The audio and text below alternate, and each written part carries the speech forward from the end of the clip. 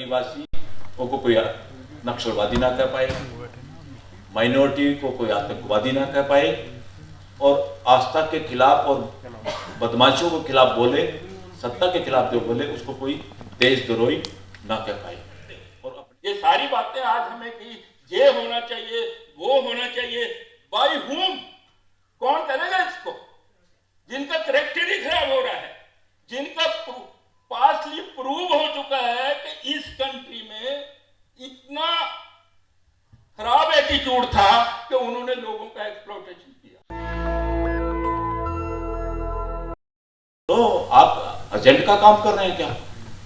तो एडवोकेट्स ने इस देश के बता दिया कि एडवोकेट्स की जो यूनिटी है वो उसी आधार पे सॉफ्टवेयर को एक जैसा है।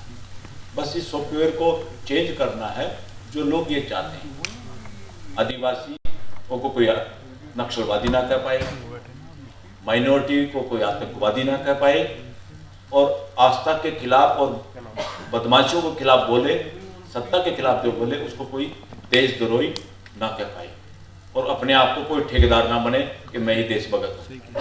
इस देश का एक भी सिटीजन ना आतंकवादी है, ना नक्सलवादी है, ना देशद्रोही है।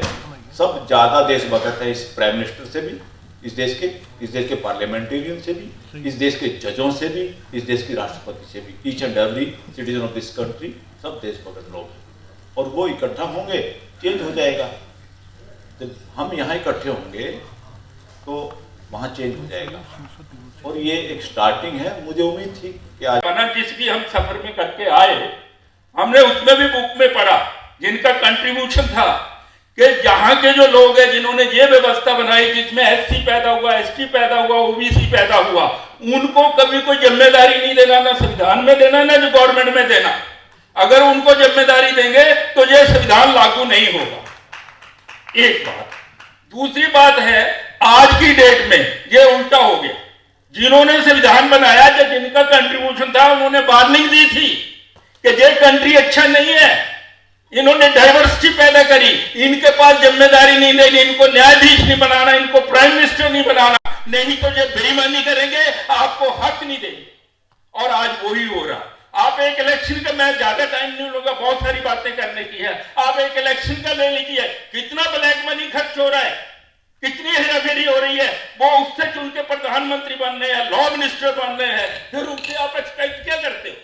ये सारी बातें आज हमें कि ये होना चाहिए, वो होना चाहिए, बाय हुम, कौन करेगा इसको?